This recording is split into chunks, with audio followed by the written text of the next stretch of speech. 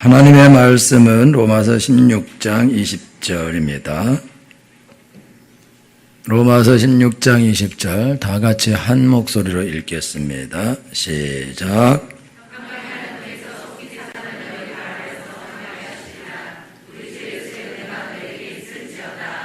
아멘. 오늘 우리 설교줄 목사님은 박병원 목사님인데 저하고 신대원 동기고 나이도 같고 거의 모든 게 비슷하고 등치만 다릅니다.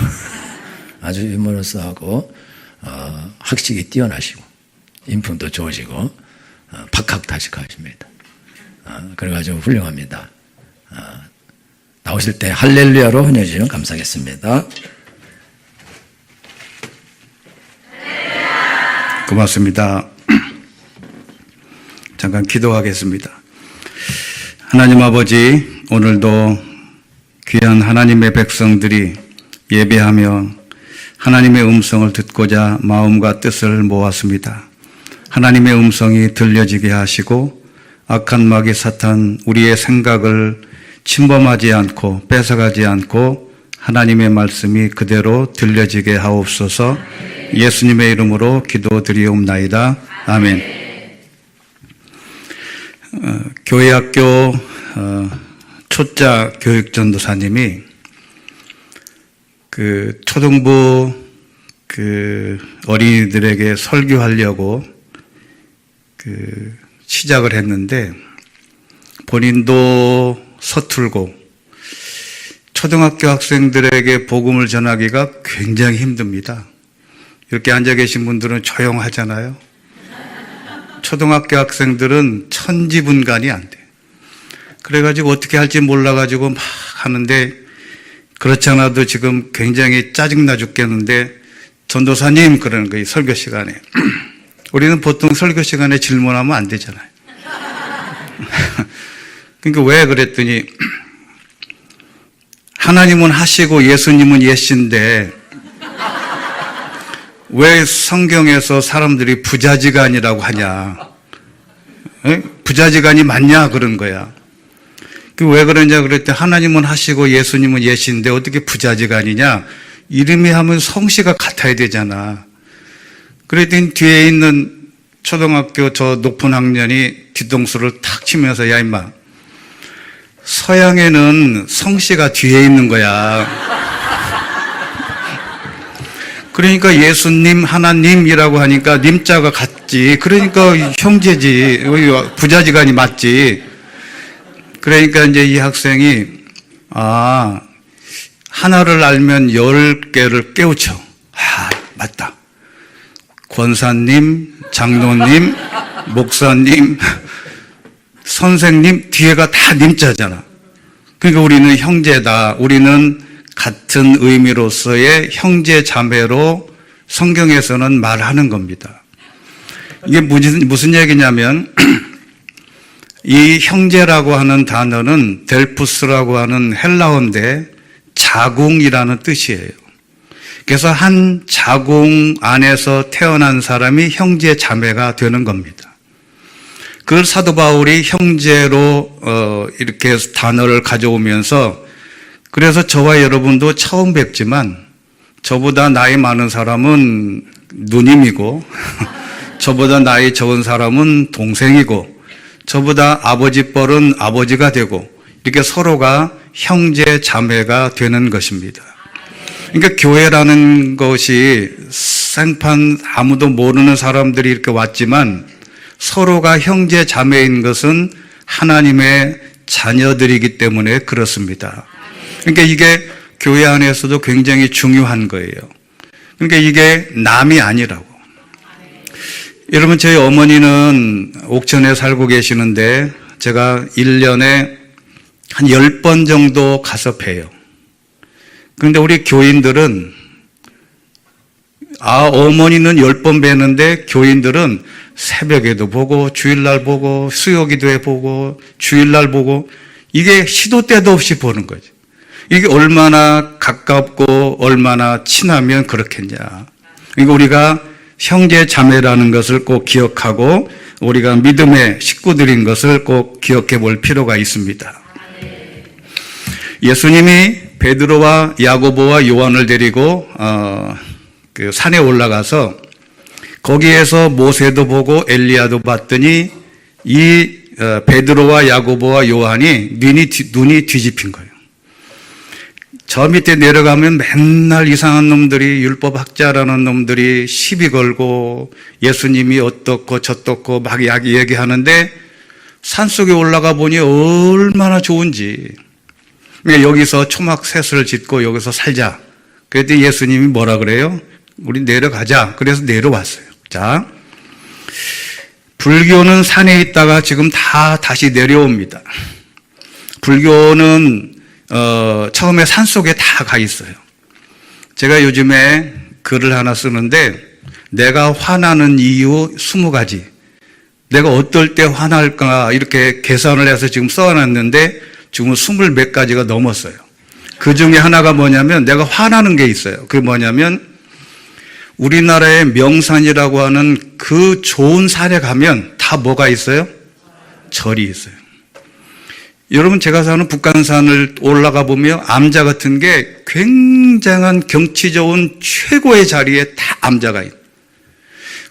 전 우리나라의 모든 곳곳에 제일 경치가 좋은 곳에 절이 있어요.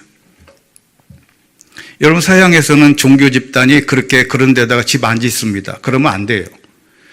그런데 그렇게 좋은 데를 놔두고 요즘에는 불교가 다 내려옵니다. 주변에 보면요, 불교 이런 법당들이 많이 생겼어요. 그런데 한국교회가 조금 미스한 게 뭐냐면 한국교회 교인들이 자꾸 불교를 따라서 산으로 올라가 자꾸. 그래서 기도원을 많이 만들어. 그러니까 왜 기도원을 만드냐? 기도한다고 기도원을 만드는데 결국에는 한국의 심성에 절을 본받아서 올라갔다가 지금은 모든 기도원들이 경매로 많이 나와요. 결론은 뭐냐면 우리가 사는 대로 내려가야 된다는 거예요. 그냥 여기서 앉아서 누님, 형님, 동생 쎄쎄쎄 하고 잘 놀면 찬양하고 얼마나 좋아요. 근데 여러분 또 집에 또 가야 되잖아. 그러면 좀 심한 말로 때려 죽어도 시원찮은 학생, 곧 중학교 학생 있지. 말만 하면 문 쾅 닫고 들어가서 소리 빽빽 질르지. 이런 놈이 가득한 여러분 가정으로 돌아가고 싶어요? 그런데 어디로 가야 되냐면 권리 가야 된다. 그냥 산속에서 그냥 날라룰로 기도하고 사는 게 아니고 제가 여기 있는 그 최자실 금식기도원에 가봤더니 어떤 아줌마는 갈 때마다 있어. 도대체 이 사람은 하도 궁금해서 제가 물어봤어요. 당신 집에 안 가냐? 그랬더니 저는요, 집보다 여기가 좋아요. 그래요. 에라이. 여러분, 기도원이 좋지요. 근데 기도원이 좋은데 거기서 살면 안 돼. 내가 있는 곳으로 내려가서 부딪히고 깨지고 서로 그렇게 살아야지. 그게 하나님의 방법인데요. 여러분, 은혜라는 말은 카리스라고 하는 헬라어인데 은사인데 값없이 주시는 것인데 이 값없이 받으려면 우리 안에서 제거해야 될 요소가 있어요. 예를 들어서 이런 병이 빈병이라고 하면 여기 안에 오물이 가득해지면 여기에 아무것도 받을 수가 없고 마실 수가 없어요. 여기다 깨끗한 뭐를 받으려면 이 안에 있는 것을 깨끗이 씻어내야 물을 받고 뭔가를 먹을 수 있는 요소가 되는 겁니다. 은혜라는 것도 마찬가지예요. 그런데 이게 자기 생각의 틀에 갇혀 있으면 이게 굉장히 힘듭니다. 우리나라 아주머니 일행이 태국으로 여행을 갔답니다. 근데 우리나라 아줌마들은 대단해요. 그래가지고 이제 버스를 탁 탔는데 여행 가이드가 질문을 했어요. 그래서 내가 질문을 해서 이 답을 맞히면 내가 큰 상품을 주겠노라고 가이드가 그러는 거예요. 그랬더니 이제 아줌마들이 돈 욕심이 나니까 쫑긋해가지고 물어봤어요. 질문을 하라고. 코끼리 다리가 4개인데 앞뒤 다리가 4개죠, 코끼리가. 그런데 코끼리 발가락이 있는데 발가락이 몇 개냐? 이 질문을 한 거예요. 여러분들 코끼리 발가락이 4개 합치면 몇 개인 줄 아세요? 그 사람들이 4개면 4, 46, 16개. 5개씩이면 몇 개죠? 20개. 3개씩인가? 3개씩이면 3, 42, 12개. 그런데 아주머니 하나가 손을 번쩍 들더니 18개! 그런 거예요. 그랬더니, 어떻게 18개가 코끼리 발가락이 18개냐? 그러고 있는데 그 여행 가이드가 자기가 20년 가이드 생활에 처음으로 맞춰댄 거예요. 18개. 왜냐하면 이게, 코끼리 발가락이,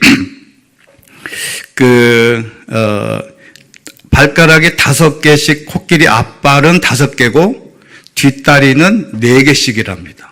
그래서 합하면 18개예요. 그런데, 어떻게 맞췄냐? 그랬더니, 이 아줌마가, 야, 니들 중학교 이상을 나왔다면서 구구단을 모르냐? 그러는 거예요. 그거 어떻게 구구단하고 그거하고 상관이냐? 그랬더니, 야, 이년들아. 4사는 18 아니요.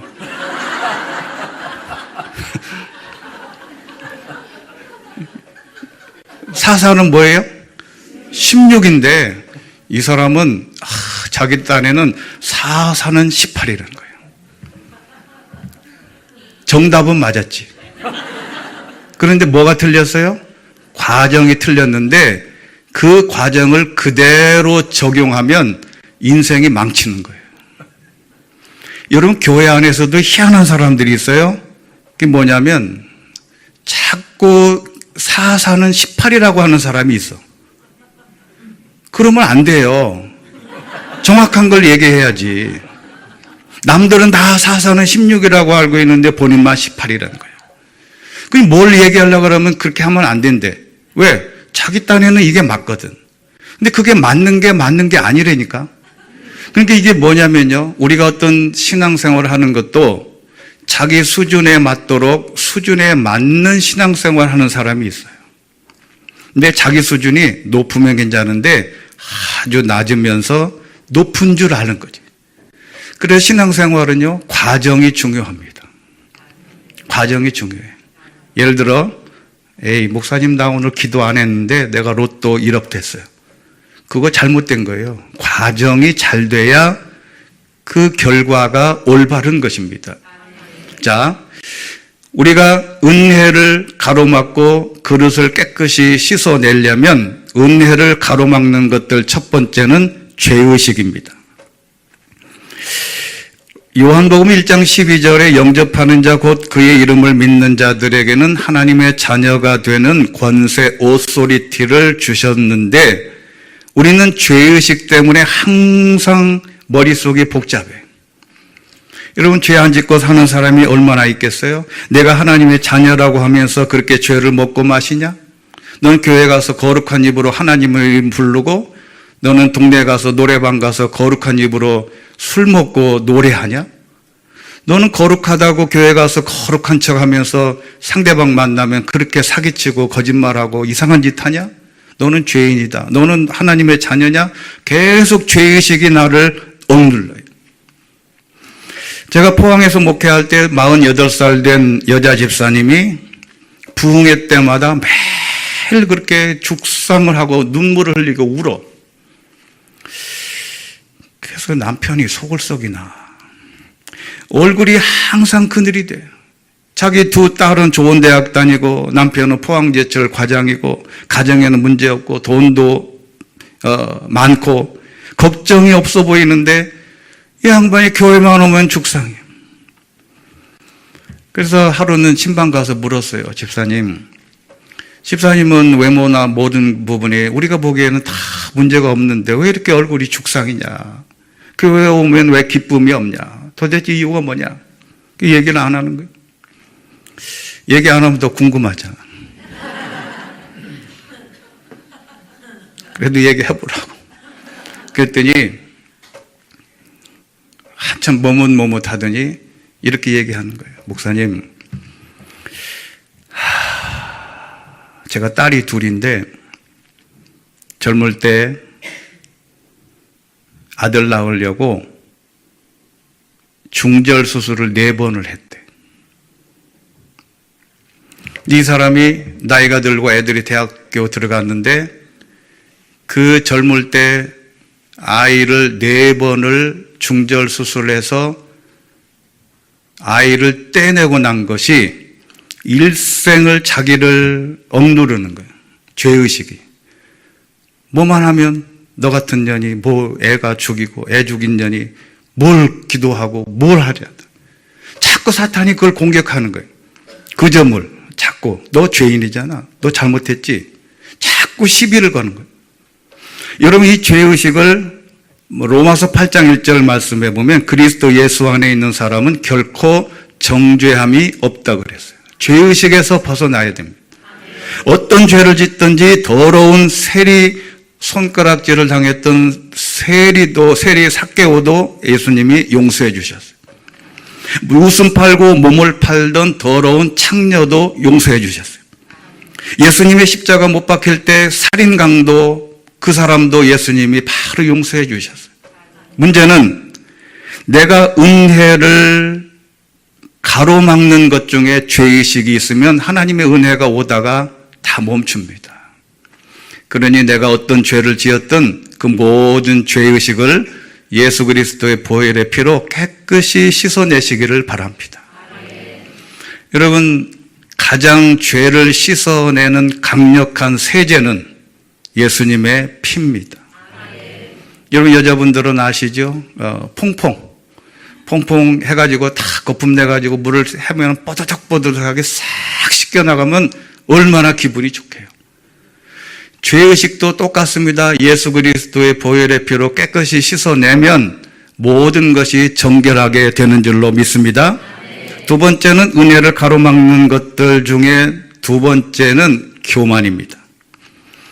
드라이브를 즐기던 어느 부부가 사소한 말다툼을 했어요. 오늘 저녁 먹고 드라이브 하자. 그래가지고 기분 좋게 나가다가 이게 서로가 핀트가 안 맞아서 대화를 하다가 열심히 싸웠어. 그래가지고 드라이브고 뭐고 집에 가자 그러고 운전대를 돌려서 아파트 입구를 딱 오는데 웬 강아지 한 마리가 막 왔다 갔다 하는 거예요. 신경질은 운전하는데 왜 강아지가 왔다 갔다 해. 그러니까 남편이 하도 이제 여러분 말싸움 하면 남자가 이겨요, 여자가 이겨요? 말 대답을 해보세요. 여자가 이기죠. 그래서 차 안에서 계속 여자한테 당했어, 이 운전사 남편이. 그 나오다 보니까 강아지가 왔다 갔다 하는 거 저것도 날 골치 아프게 만드네. 그러더니 남편이 아이디어를 짜가지고 야, 이렇게 말해. 당신 친척이잖아. 인사해. 그러는 거야. 저 강아지 보고, 부인 보고 저 강아지가 네 친척이래. 그 말이 무슨 말이에요? 너도 개꽈라 이거지. 그런데 남편의 말이 떨어지자마자 이 여자가 얼마나 센스가 깊어요. 남편이 하는 말에 이 여자가 그랬더랍니다. 안녕하세요, 시아주머님. 그래. 여자가 한 수 일하니까. 내가 아니라 네 과다 이거지. 여러분, 왜 이렇게 살아요? 여러분, 이게 교만이라는 거. 앉으려고 하는 게 누구한테든지. 부인한테도 앉으려고 하고, 남편한테도 앉으려고 하고, 권사님한테도 앉으려고 하고, 목사님한테도 앉으려고 그래. 싸가지 없이. 아니, 성경에는 꼭 지라고 져라 이렇게 얘기했는데 왜 자꾸 이기려고 해요? 그냥 지면 돼요. 지는 게 이기는 거라잖아. 근데 이 말은 그런데 앉아. 여러분 앉아요. 보통 사람들이 대화를 하다 보면 끝까지 대든다니까. 왜냐하면 교만 때문에 그래. 교회 안에서도 똑같아요. 내가 이 정도 봉사해 줬으면 됐지. 나만큼만 하라 그래. 나 정도 헌금하면 됐지. 뭐가 또 우리 교회에서 나 따라올 사람 있냐? 나 법 없이도 살 사람이야. 웃기는 소리 하지 마. 나만큼만 해. 나만큼만. 제가 그런 사람한테 얘기합니다. 웃기는 소리 하지 마. 너보다 잘하는 사람 세상에 많아. 교만이 은혜를 딱 가로막으면 여러분 보호에 딱 뭐가 가로막혀 있으면요 물이 안 흘러요. 요거를 빼내면 그냥 물은 흐릅니다. 요 교만을 빼면 은혜가 그냥 내 마음속에 막 들어와요. 이걸 여러분 체험을 해봐야 돼. 이게 말로 설명이 안 되는 겁니다.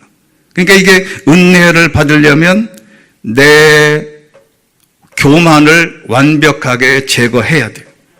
여러분 바리새인들과 서기관들이 율법을 열심히 지켰어요. 금식도 해요. 안식일을 잘 지켜요. 구제도 해요. 하루에 3번씩 기도해요. 그랬는데 예수님이 뭐라 그랬어요? 이 독사의 자식들아 그랬어요. 우리말로 좀 번역하면 조금 이게 강단에서 거룩한 입으로 이런 욕하기가 좀 그런데 이 독사 새끼들아 그 말이에요. 제가 우리 존경하는 고목사님 우리 신대원 83기 중에 최고 탑 클래스에 있는 목회하신 분 중에 한 분인데 제가 존경하고 늘 가까이에서 여러 가지 조언도 받고 귀하신 분인데 여러분 이 거룩한 교회 와서 내가 말하기가 좀 그런데 잘못하면 이 안에도 독사 새끼가 있다니까. 여러분 이게 나는 아니라고 하지 마세요. 이게 진짜라니까. 여러분 이거를 근데요 목사는 알아요. 저 사람이 독사 새끼인지를 분명히 알아. 근데 예수님은 말해. 야, 이 독사 새끼들아 그러는데 교회 목사가 야, 이 독사 새끼야 그러면 교회 안 나와. 여기 안 나와도 교회 많은데 뭘. 내가 이 교회 아니면 뭐 갈 데 없어. 나 다 받아줘. 그런데 독사 새끼들아 그럴 때 내가 진짜 독사 새끼인가 보다 라고 자기 교만을 딱 꺾는 순간에 감당할 수 없는 은혜가 강물이 내 안에 막 밀려 들어오는 거죠. 여러분 이게 굉장한 진리인데 그래서 저는 교만 중에 어떤 교만이 있냐면 저는 새벽기도 365일 하는 장로님이 제일 무서워. 제가 포항에서 목회할 때요 5시에 새벽기도를 하는데 목숨 걸고 지켜. 왜? 그 장로님 때문에. 목사가 새벽기도 빠진다 막 그래. 그래서 한 번은 5시인데 그때 40대 초반인데 얼마나 졸려. 그래가지고 이제 새벽기도에 탁 눈을 떠봤더니 6시네. 이거 완전히 돌아버리려는 거야.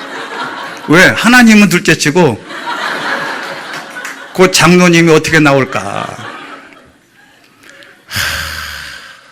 하나님한테는 안 죄송한데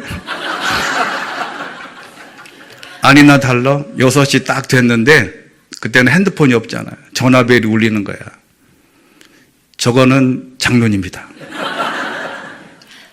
발신자 표시도 없을 때 전화기를 딱 듣는 순간에 네 장로님 그랬어요. 아니 그랬더니 장로님이 깜짝 놀라는 거야. 어떻게 알았어요? 그랬더니 제가 왜 모릅니까? 전화할 사람이 이 새벽에 장로님 뿐이지. 여러분 교회 생활 잘하는 사람 그 사람이 진짜 교만할 수 있어요. 여러분 그게 굉장히 무서운 거예요. 여러분 옛날에 그 목회와 신학이라고 하는 기독교 잡지가 있어요. 그래서 이제 젊은 청년들 여자 청년들한테 설문조사를 했다고. 그래서 교회 다니는 사람 중에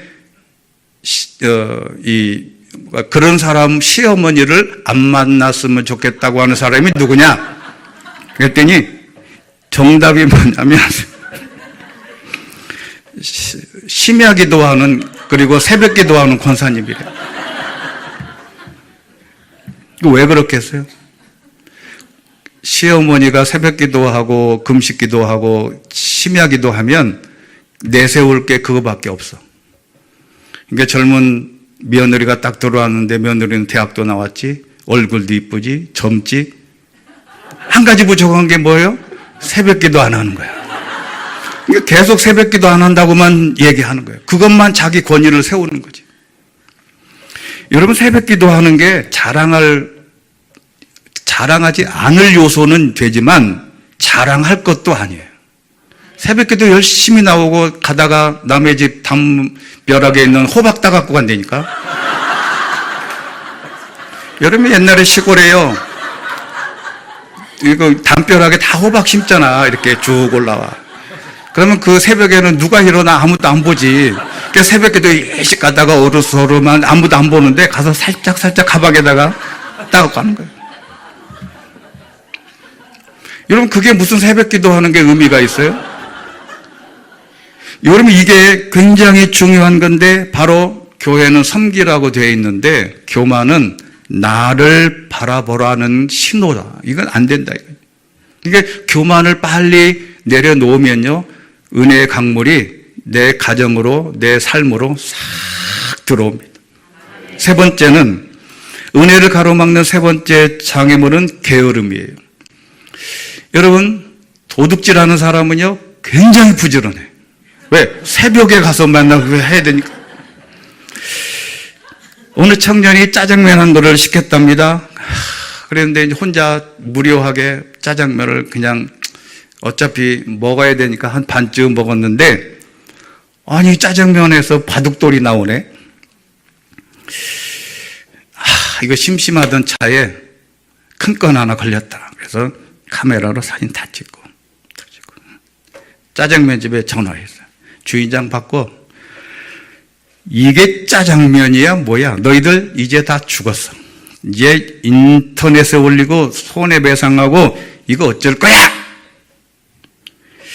의기양양하게 소리치는데 이 주방장이 그 전화를 딱 듣고 큰일 났어요. 내가 이 지역에서 장사 다 했구나. 어쩌다 바둑알이 들어갔을꼬. 주방에서 바둑알 놓고 TV 보면 연구하다가 바둑돌이 튀어 들어갔나. 그런데 이 사람이 순식간에 머리가 싹 돌아가는 거예요. 기가 막힌 머리가 돌아가. 거짓말 같은 이 주방장이 전화하게 되고 이랬습니다. 축하합니다, 손님. 우리 가게 경품 이벤트에 당신은 지금 방금 탕수육 대짜 하나가 당첨됐습니다. 위기의 순간에 지혜가 된 거예요. 여러분 이게 예수 안 믿고 장사하고 돈 버는 사람들은 지혜로워. 그리고 부지런해. 그런데 교회 다니는 사람은요, 뭘 하라 그러면요, 얼마나 게으른지 몰라. 일찍 나오라 그러면 꼭 시간 맞춰서 나오고. 이게 세상 일은 지혜롭지만 교회 일도 지혜롭게 부지런히 해야 될 줄로 믿습니다. 많은 목사님들이 가서 어떤 예전에 제가 청주 상당교회라는 지금은 그 교회가 10,000명이 넘는데 그 부목사 했을 때 가서 이제 신방을 했더니 남자분이 교회 나와라 그랬더니 안 나온대. 그래서 이제 이분이 하는 말이 아예 안 나온다 그러면 그냥 포기하면 좋은데 이분이 뭐라 그러냐면 정리할 것이 있으니 가을부터 나가겠습니다. 그러는 거야. 야, 그래도 가을에 나온다 그러니 얼마나 목사가 내가 기분이 좋아. 그래서 가을을 기다렸지. 가을 갔더니 또 그러는 거야. 봄부터 나오겠습니다. 그래서 그래도 1년은 기다려야지. 그래 봄을 기다렸더니 봄에 가서는 또 그러는 거야. 가을 내에 나가겠습니다. 에라이. 여러분 제가 그 교회에 5년 있었는데 5년 될 때까지 안 나와. 아마 지금도 안 나올 거예요. 왜 이렇게 게으르고 뭔가를 하려면요, 이게 결정하기가 힘들어. 뭘 맡겨놓으면 게을러 터져. 뭘 교사를 맡겨놓거나 무슨 일을 해놓으면 구역장을 맡기거나 해놓으면 열심히 해야 되는데 게을러 터져. 이게 본인 일에는 돈 버는 일은 눈이 불을 켜고 막 돌아다니면서 교회 일 할 때는 다 그냥 누가 뭐라고 안 하니까. 누가 뭐라고 안 해도 하나님이 다 보고 계시는 거예요. 여러분 교회가 장례가 나면요 바쁘게 움직입니다. 요즘에는 장례식장에서 다 하지만 5번의 최소한의 예배를 드립니다. 임종 예배, 입관 예배, 중간에 한 번 더 가고 발인 예배, 하관 예배 5번을 드려요. 그러면 장례 하나 나면요 굉장히 바빠요. 그런데 음식 만드는 일, 예배 드리는 일, 문상객을 맞이하는 일, 가족을 위로하는 일 바쁘게 움직이는데도 아무것도 하지 않는 사람이 있어요. 그게 누구게요? 돌아가신 분입니다. 이 돌아가신 분은 자기를 위해서 목사님이 5번 예배 드리고 다 하는데도 가만히 누워 있는 거야. 다들 바쁜데 본인은 그냥 누워 있는 거야. 여러분, 교회 안에도 똑같아요. 그냥 예배만 참석하고 가만히 있어. 봉사하라 그러면 에이, 남들이 하지. 인간관계 부딪히는 것도 싫고 저 인간 꼴 보기 싫어서 내가 교회 가기 싫어하는 거예요. 여러분, 그냥 조용히 나는 교회 땡 하면 들어와가지고 예배 딱 마치고 목사님 축도하기 전에 뺑 하고 도망가는 사람 있죠. 이거 시체요. 뭔가를 안 하는 거예요. 그냥 나 혼자만 잘 먹고 잘 살겠다는 거죠. 여러분, 그러면요, 그 사람 안 돼요. 여러분, 심리학 용어 중에 깨진 유리창 이론이라는 게 있어요. 이게 깨진 유리창이 뭐냐면, 여러분, 동네 지나다니다 보면 멀쩡한데 쓰레기가 쌓이잖아요? 그럼 쓰레기 쌓이면 나도 가지고 가다가 쓰레기 쌓인 곳에 집어 던져. 그렇죠? 근데 깨끗한 데는 내가 먼저 안 던지는데 어차피 거기에 쓰레기가 몇 개 있으면 사람들이 다 갖다 버리는 거예요. 이게 깨진 유리창 이론이 뭐냐면 더러워진 곳은 계속 더러워지는 거예요. 그리고 거기에 사람이 모여. 근데 문제는 뭐냐면 이런 깨진 유리창처럼 신앙생활하는 사람이 있어요. 여러분, 교회 비판하는 사람은요, 꼭 그 사람들끼리 모여가지고 야, 우리 교회 목사님 하여간 우리가 몰라서 그렇지 희한해. 자기들끼리 그러는 거야. 남들은 전혀 안 그러는데 그러면요, 그렇게 생각하는 사람 놈들끼리 모여. 여러분, 그게 신기해요. 그러니까 또 하나는 뭐냐면 내가 봉사하고 헌신하고 기도하고 말씀 읽기, 헌금하기, 예배하기 모든 전체적인 부분에서 한쪽이 깨진 부분이 있어. 예를 들면 주일 성수 잘하고 교사 잘하고 성가대 잘하고 구역장 잘하고 뭐 안내 잘하고 딱 해. 근데 뭘 딱 안 해? 헌금을 안 해. 깨진 유리창 부분이요, 그 부분이.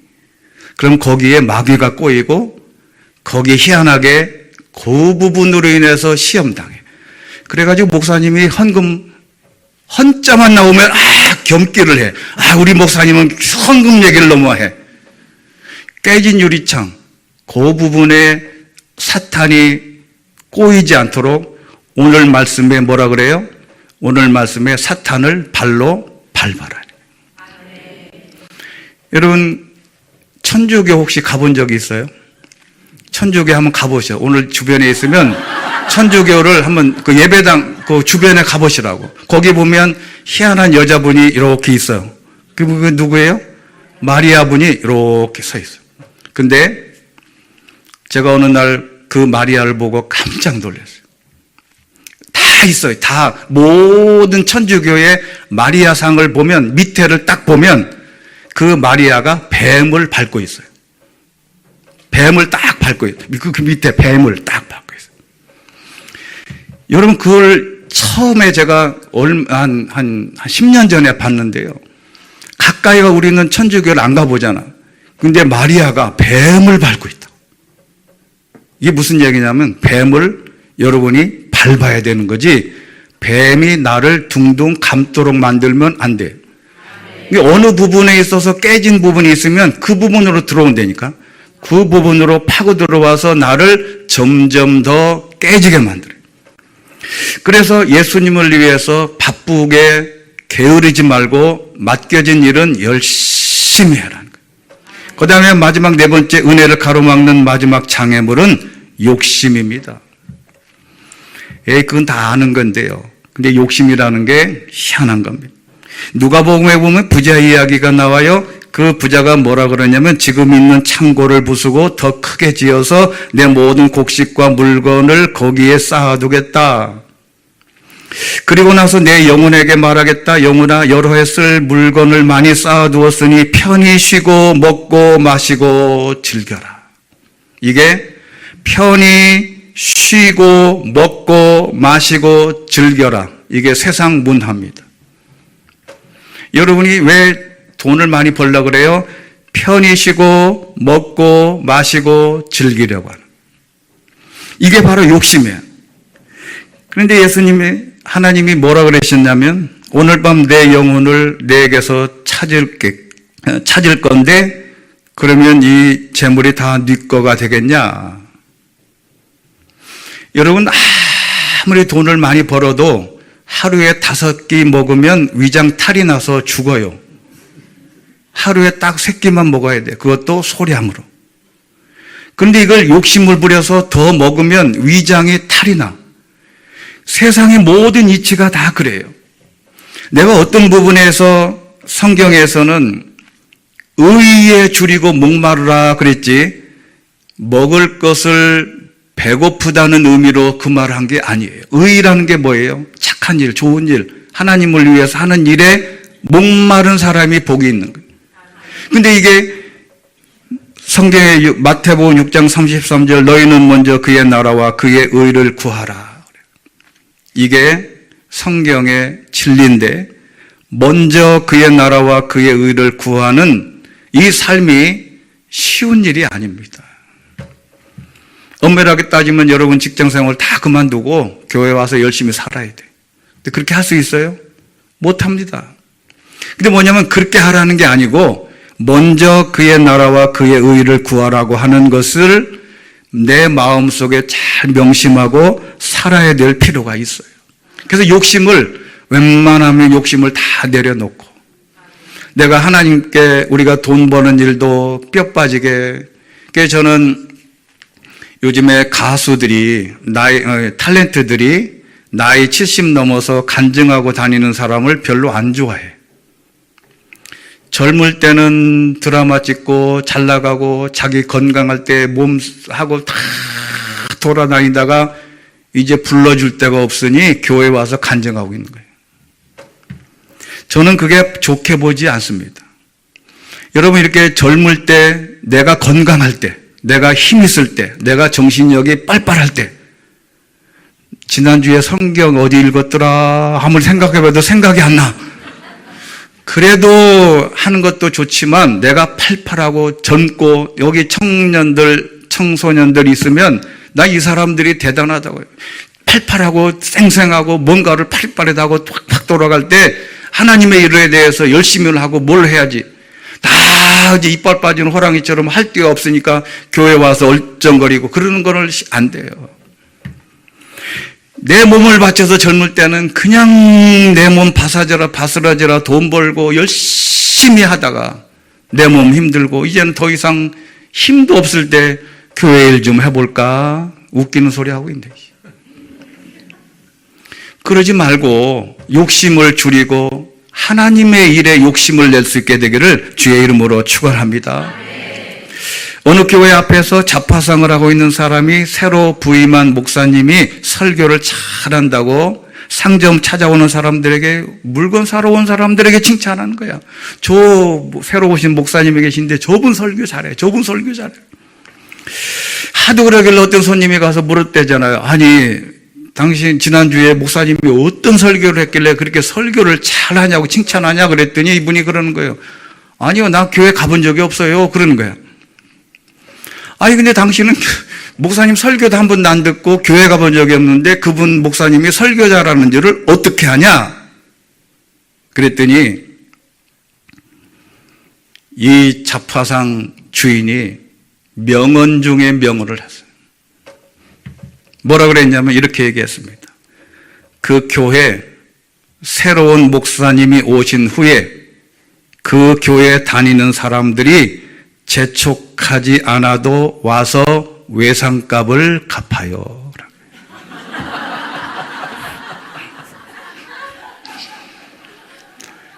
여러분 이 말 들으면요, 이게 웃어야 될지 이게 울어야 될지 모르는 거예요.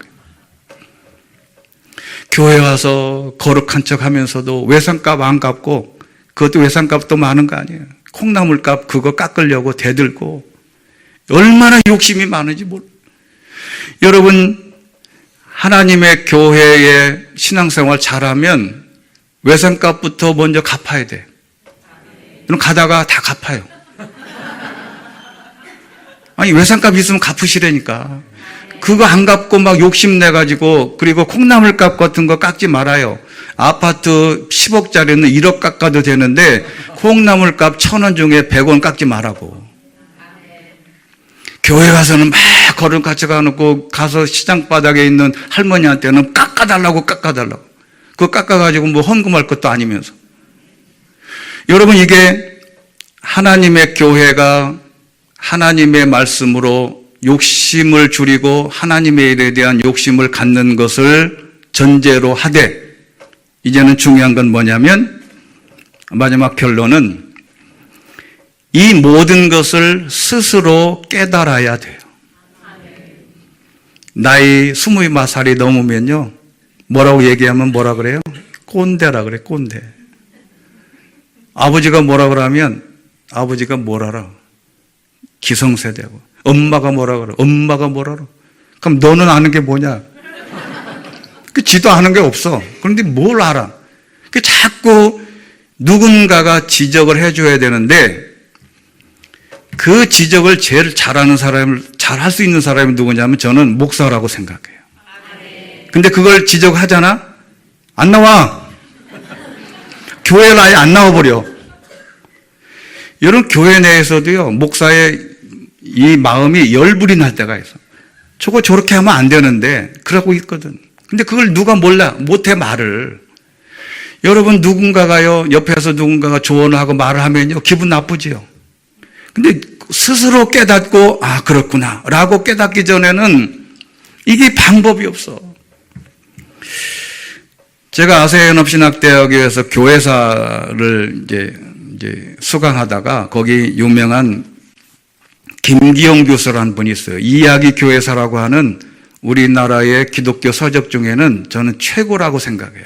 이야기 교회사라고 하는 책이 있어요. 완투로 되어 있는. 근데 이분이 김기용 교수님인데, 이분이 어느 날 강의 시간에 아침에 딱 오더니 막 씩씩거리고 막 열불이 나가지고, 아니, 교수님이 뭐 이게 열불이 날 일이 있다고 그랬더니 본인이 그런 거야.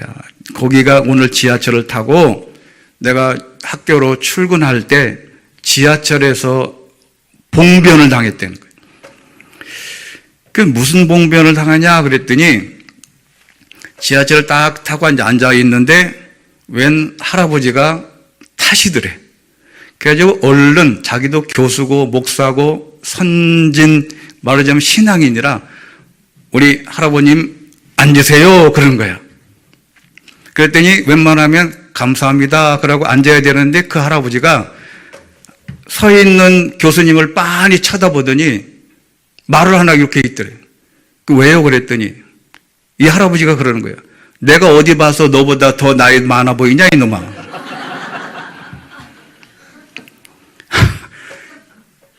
이 할아버지가 화가 난 거야. 내가 보기에는 너나 내나 도찐 개찐인데, 아, 이놈이 할아버지가 날 보고 할아버지하고 앉으시라 그러니까 너무 기분이 나쁜 거예요. 너나 앉아라 이놈 새끼야. 욕을 한 거예요. 그리고 와서 학교 와서 화장실에 가서 자기 얼굴을 딱 보니까 자기가 더 늙은 거야.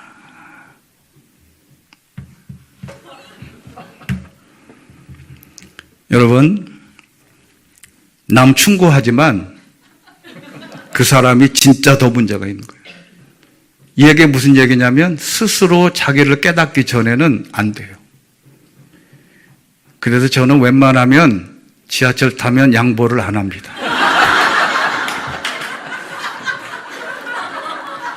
그 이야기 들은 지가 20년이 넘었는데 나는 절대 양보 안 해. 왜냐면 그분이 또 와서 내가 너보다 나이 많아 보이냐 이놈아, 그러면 욕먹을 필요가 어디 있어. 그럼 난 그냥 가만히 눈 감고 있는 거야.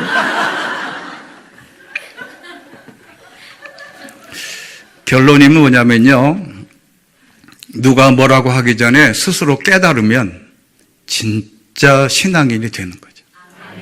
목사님이 뭐라고 안 해도, 친구가 뭐라고 안 해도, 엄마 아빠가 뭐라고 안 해도, 친구가 뭐라고 안 해도 스스로 알고 깨닫고 오늘 말씀의 은혜를 가로막는 죄의식에서 벗어나고 교만하지 않고 게으르지 않고 욕심을 모두 버리고 스스로 깨달아서 하나님의 말씀으로 특히 남자분들, 여자가 교회 가자 그러면 무슨 큰 위선을 떨치는 것처럼 안 간다 뻗댕기다가 겨우 한번 가주면서 오늘 내가 한번 가줄까?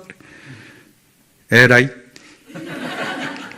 그렇게 목줄에 끌려다니면 아무런 은혜가 없어요. 스스로 알아서 하셔야 돼요. 스스로 알아서 스스로 깨닫고 내가 부족한 점이 무엇인지를 깨닫고 신앙생활하는 그 순간에 하나님의 은혜는 우리의 가정에, 집에, 개인의 은혜가 밀물처럼 쏟아져 내려올 줄로 믿습니다. 자비로우신 하나님 아버지, 존경하는 우리 고청봉 목사님 교회에 늘 귀하게 신앙생활하고 또 잘 교육받고 하나님께 영광 돌리고 아름답게 신앙생활하고 있는 주의 종들 앞에서 오늘 귀한 말씀을 전달했습니다.